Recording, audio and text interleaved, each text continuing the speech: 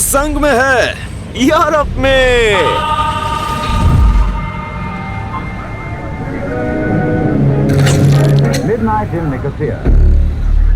मैं राजधानी निकोसिया में हूँ, दुनिया की एकमात्र राजधानी जो दो देशों के बीच विभाजित है। बस इस लाइन को पार करके जॉर्डन पासपोर्ट भी मैं यूरोप और यूरोपीय संघ में आ जाऊंगा और इसे साइप्रस गणराज्य कहा जाता है। दूसरी तरफ उत्तरी साइप्रस का तुर्की गणराज्य है जिसे किसी देश की मान्यता नहीं मिली है।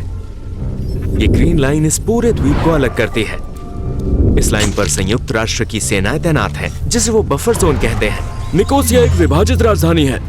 अब जहाँ भी जाएंगे आपको एक सीमा दिखाई देगी। हमारा द्वीप दो भागों में विभाजित होने के लिए बहुत छोटा है। पहले हम साथ रहते थे। ये यहाँ साइप्रस है, यूरोप यहाँ है। ये एकमात्र क्षेत्र है जहाँ से आप यूरोप में प्रवेश कर सकते हैं। लेकिन आखिरकार वो अलग क्यों है? इसके पीछे क्या कारण है और यहाँ के लोग कैसे रहते हैं? Cyprus is Britain's base in the Middle East, and the Middle East is under constant pressure. उनके लिए हमारे देश का कोई अस्तित्व नहीं है।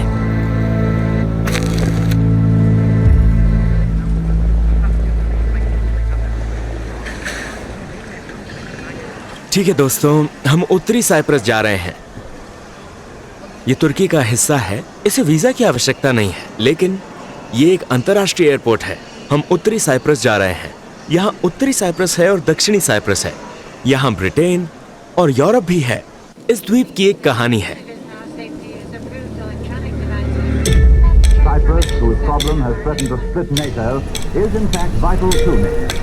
अब हम उत्तरी साइप्रस निकोसिया में हैं। एयरकन एयरपोर्ट। हाँ, उत्तरी साइप्रस। उत्तरी साइप्रस वीजा की कोई जरूरत नहीं है। हाँ चलिए चले। वैसे निकोसिया दुनिया की आखिरी विभाजित राजधानी है। दुनिया की इकलौती विभाजित राजधानी। ग्रीक और तुर्की। Throughout modern history, Cyprus has never been Greek. इसकी कहानी तब शुरू हुई जब 1571 में तुर्कों ने साइप्रस द्वीप पर कब्जा कर लिया था।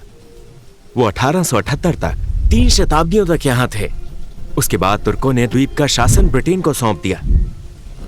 तुर्क साम्राज्य ने हमारे द्वीप को अंग्रेजों को किराए पर दे दिया था।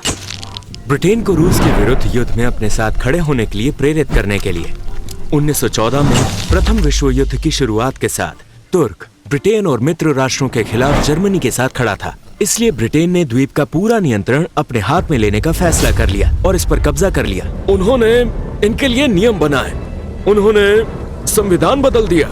1960 में आजादी मिलने तक By which, after 82 years of British administration,